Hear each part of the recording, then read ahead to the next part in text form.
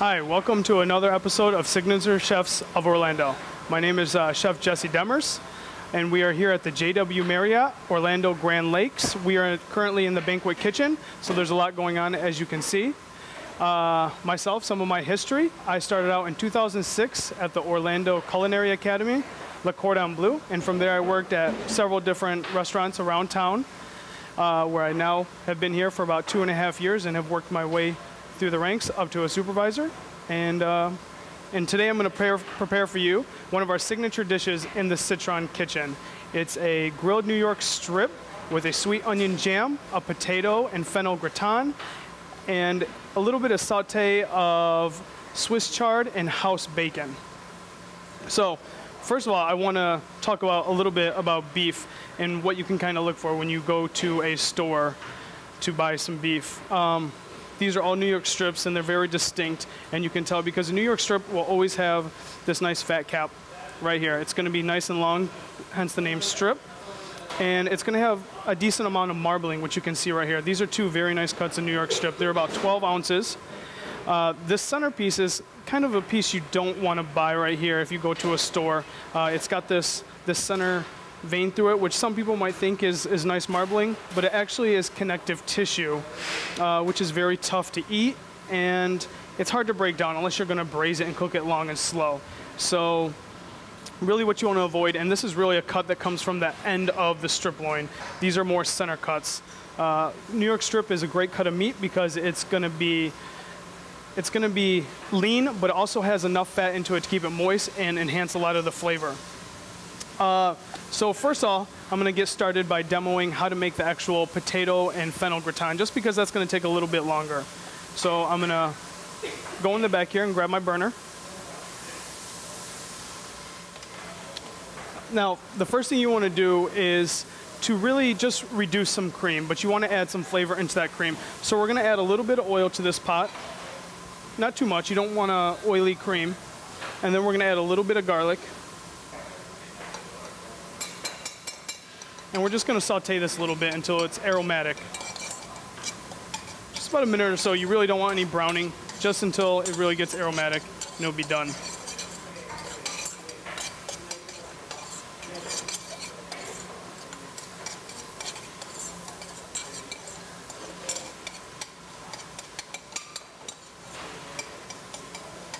So we're just about there.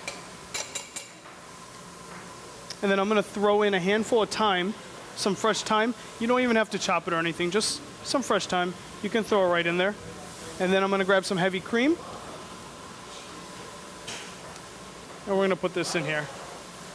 Now, if you were really rushed and you didn't have enough time to reduce this cream, you could always add a little roux to it, which is equal parts fat and flour to help thicken this up. However, to really get a nice cream sauce, you really want to spend the time and reduce the cream. It's going to get thick by itself. It has so much fat content in it.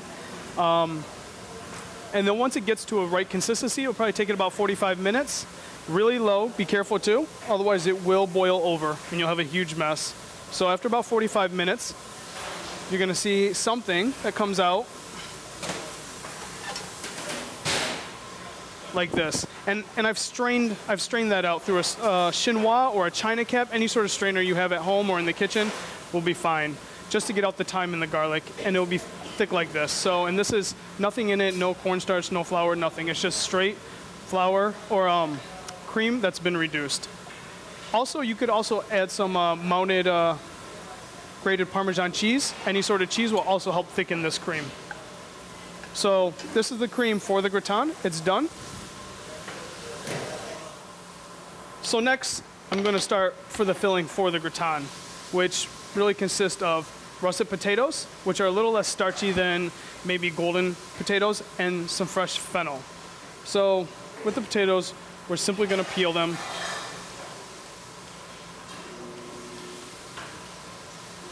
Something else I forgot to mention about the steak, which is a step that a lot of people miss, but is very important, is letting the steak rest, just as it is right now, for a minimum of 30 minutes. You really want to bring that steak up to room temperature, let it relax a little bit, let it get warmed up. So when you're cooking it, it's not going to be raw in the center. You're going to be able to cook it evenly, and it's going to be nice and tender. So even you can leave it out for even an hour to get up to room temperature. The longer the better. Just don't leave it out all day, obviously. Okay. And then I have here, this is what they call a mandolin. Makes chef's work life easier.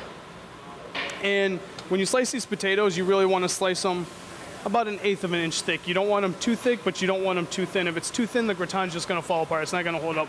So you want a little thickness, but if it's too thick, it's not going to cook. So about 1/8 of an inch is the proper thickness. You can just run it, and you have to do it a few times to see, and you can see this is way too thin, so I'm going to have to adjust it. And if you don't have a mandolin at home, you can always do it with a knife, but it's going to be much more time consuming. So that's about perfect thickness right there. So I'm just gonna slice it. And be careful of your fingers too. These things are extremely dangerous if you are working with a mandolin. Just be careful not to catch the tip of your fingers. Keep your fingers pointed up. This should only require a couple potatoes at most. So here we are. We have a lot of potatoes right here. Let me put this somewhere. Place the potatoes right here.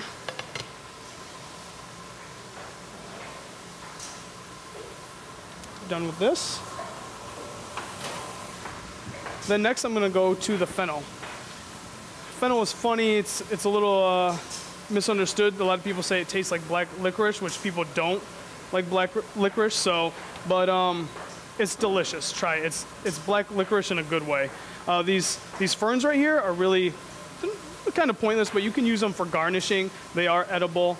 You can pick them off and use them for a garnish. So they're not necessarily trash. You can throw them in stock if you like, but we're not going to use them, so we're just going to cut them off. I cut the base of it off also. And then you want to just cut it in half. There's this root right here that you really want to get out of there. I'm going to cut it in half. And maybe take this outside off. It's a little dirty. You are. And to get the center out, it's a little tricky, but you're gonna have to kind of cut down. You can see this triangle here. So you almost want to cut down. Be careful of your fingers again.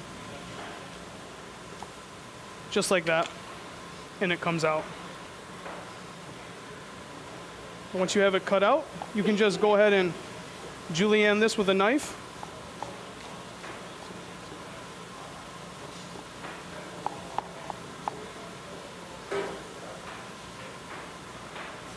We'll go ahead and do the other piece. Cutting board's a little bit wobbly.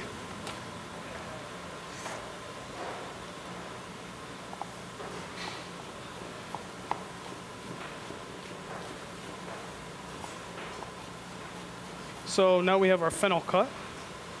So next thing to do is we're going to start sauteing it just to get a little bit of color and caramelization on it. So again, just get this on. You can get on a medium-high heat. You're going to get some color. You don't want to burn the fennel in the pan, so we just want to get a little bit of color on it. So don't turn it up too hot. A little bit of oil. Let this get nice and toasty real quick.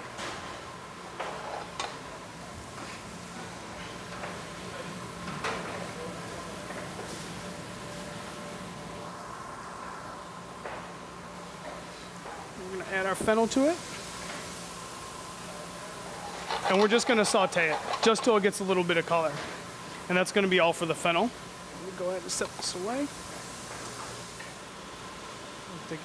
So next we're going to start building the actual gratin itself. So here I have a little cast iron skillet. Cast iron is great. It really helps retain all the heat into it.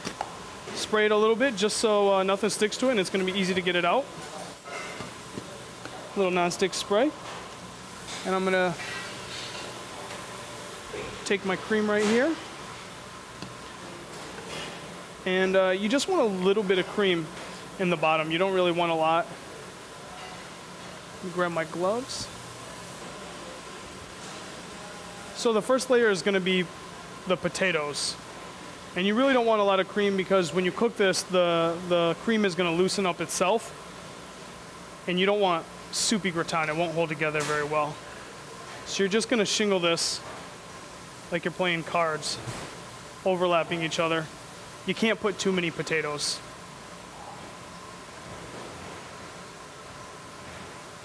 Just keep shingling them. And then we have some of the fennel right here, which we'll go ahead and add some to it. You really just want to get the fennel nice and tender. And then we have some of the grated Parmesan cheese right here, which we're going to sprinkle over the top. This is really going to help bind the layers together as well. It's going to almost act like a glue, and it's going to add a lot of flavor. A little saltiness, so don't season the cream too much. The cheese is going to have enough salt in it as well. And then I like to do another layer of potatoes.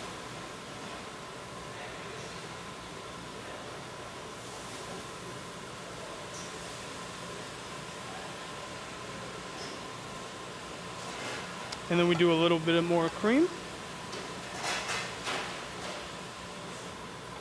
That's it. And as it cooks and it gets hot too, the cream will spread over everything. So you don't have to worry about making sure it's covered fully. Just if you're having about 75%, it'll be good. Another layer of fennel. A little bit more cheese. And know also when you're cooking the gratin that it's gonna fall, it's gonna sink when it bakes. As it bakes, it's gonna drop. So when you think you have too many layers, do an extra layer. You really can't do too many. Even if it's coming over the top, it's fine, it's gonna drop. It's better to have more layers than not enough layers and have it be a really thin gratin.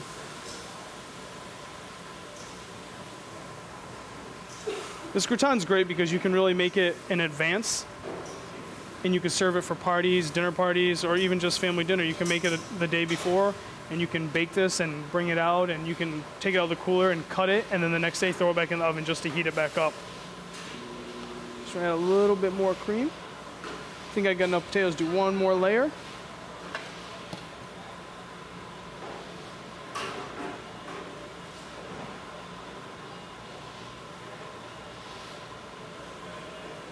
A little bit more cheese.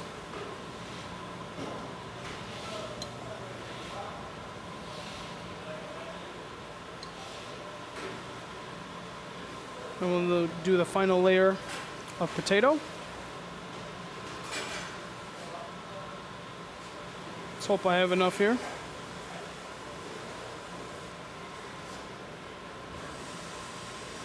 I'm just gonna make it perfect. And then I like to add just a little more cream on top, just to moisten it from above. And more cheese to top it off.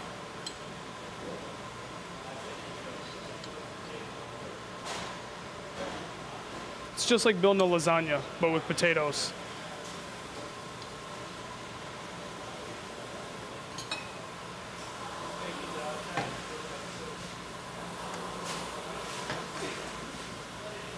So that's your gratin. The best way to really cook this is at about 300 degrees for about 40 minutes. 300 degrees, fairly low heat, 40 minutes, let it cook, and then for another 15 minutes, just take the top off and it'll caramelize really well. This is what it'll look like when it comes out. And we'll pop them out here so you can kind of get a look at it. You see it right there. And that's your gratin.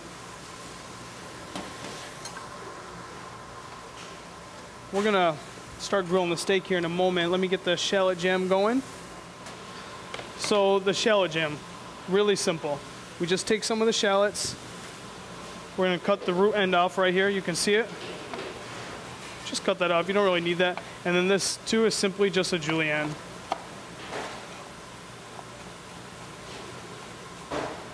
That's it. You're just gonna do it to a cup, as many as you like. Just when they cook down, it's gonna be a lot less than when you first put it in. So when you think you have enough shallots, do a little bit more.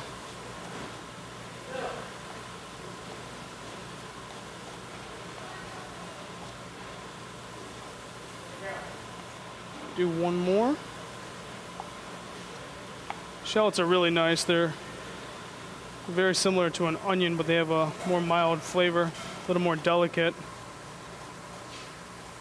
And this is great. The onion jam is going to be nice and sweet, and it's going to really cut through the fat of the steak. So there's our shallots. Take another. Get this on the heat. This on another medium-high heat. You really want to develop some color on this as well. A little bit of oil.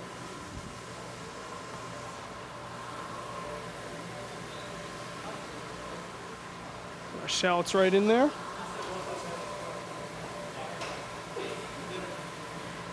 We're going to start to saute them, and shallots have a really sweet flavor also, just like onions when you cook them down. So we're going to add a little bit of red wine vinegar just to cut the sweetness just a tad. We're also going to add a little brown sugar, which is going to help thicken it up, and some red wine, which also has some sweetness to it. So we're going to add these to it, and it's going to become really nice and thick, just like a syrup. That's really what we want. And when you take this off the heat, it's going to be a little loose. That's how you want to take it off. A little liquidy still. And as it cools, it's going to thicken up. So add a little bit of wine to it.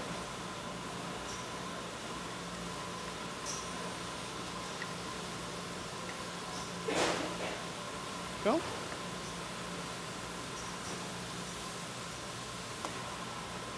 A little bit of red wine or red wine vinegar. Really depends on how many shallots you're doing, how big of a batch you're doing. But I would say probably the ratio would be 2 to 1 wine to vinegar.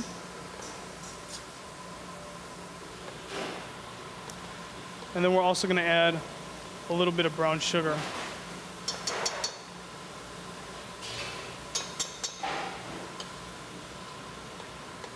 And that's really it. We're going to just let this simmer away. And when it's done simmering, the liquid's going to evaporate. The shallots are going to be nice and tender.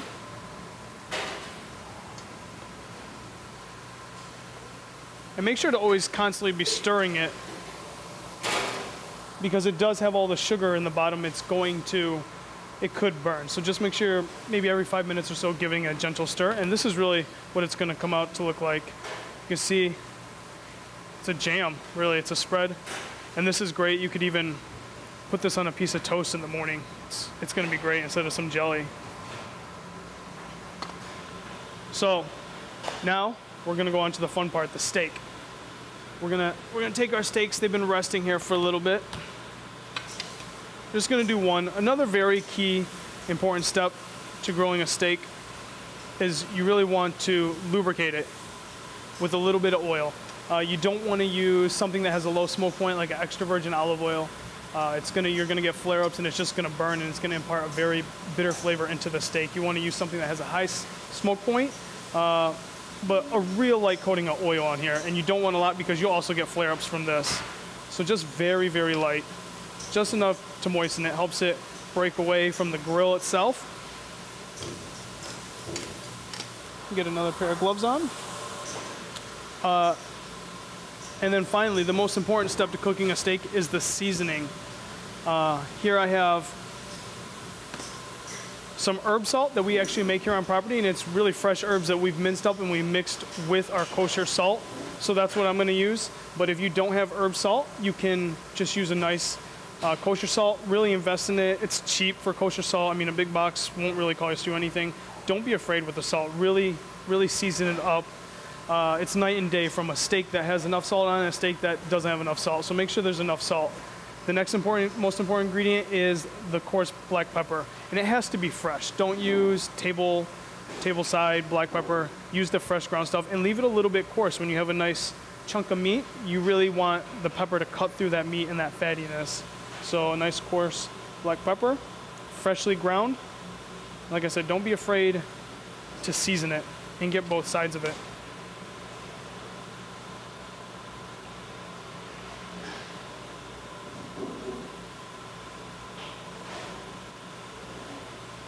That's great. We're gonna go over to the grill and we're gonna start grilling it.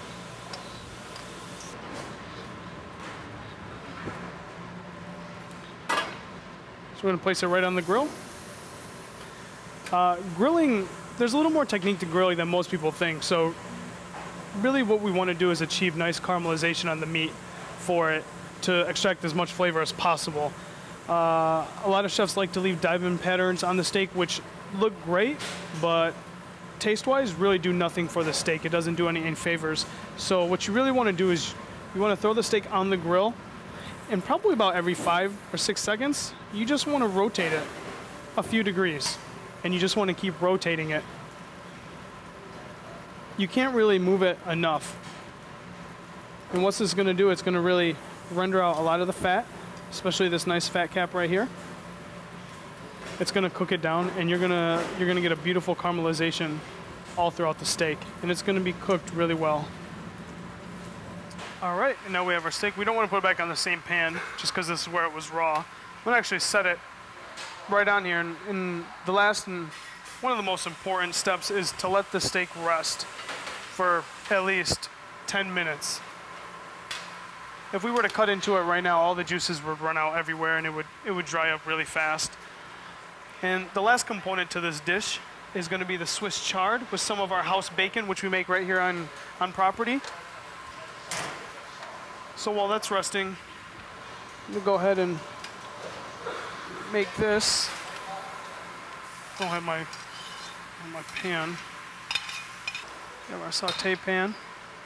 Add just a little bit of oil to it, because we're going to put some house bacon in there. And that's going to really leach out a lot of fat itself. So you don't want to add too much in there, just enough to get it going. Whenever you're trying to crisp up bacon, you really want to do it low and slow. That's always the key, low and slow. And the bacon's going to get really crispy, and you're going to render out all that fat.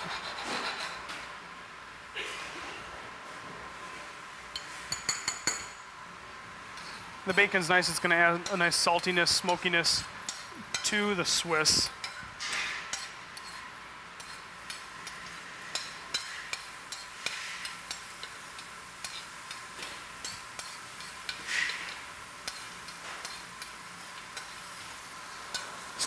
The steak looks pretty perfect. So, hope you guys are ready.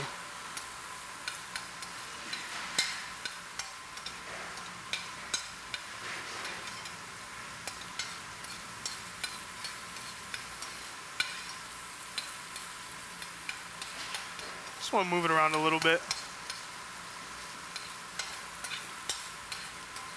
You can add a little bit of garlic to this, or shallots. You wouldn't want to add it quite yet because the garlic would burn, and then you'd have a bitter flavor in your chard. It'd be one of the last things you'd want to do.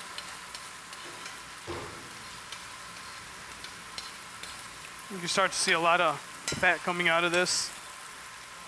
But the greens, it's going to pair perfectly with it. So we're going to start to add a little bit of the Swiss chard. This is just like a mustard green or a kale, similar to even like a spinach. You start with a lot, but as you cook it, it's going to cook down to almost nothing. So just kind of fill this pan up. I'll even use a little bit more.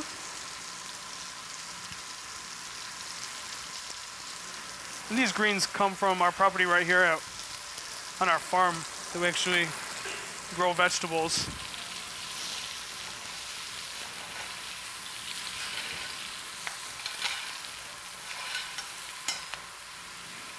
Just be careful with the seasoning. You can add a little bit of salt.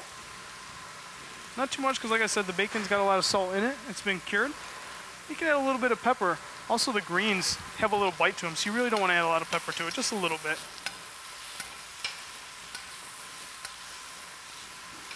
You see it's wilting down, and this could cook for a long time. You could braise these greens, and they just get better with the longer you cook them. We're just going to give it a nice saute. See the bacon, how it's getting nice and crispy. All that oil is being absorbed. The chard. We'll go ahead and turn this off.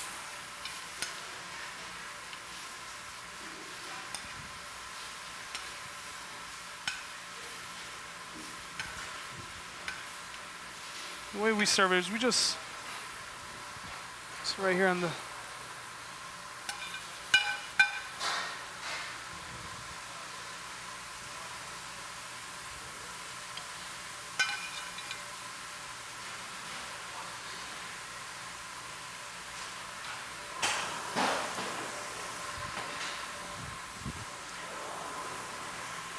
And the last component to this dish that we're gonna add is our jam.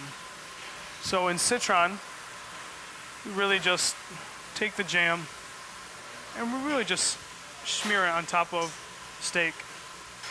And the jam is nice. It's nice and sweet. It has a little bit of a bite from the vinegar, but the sweetness really helps to cut through the fat also of the steak, so it pairs really well.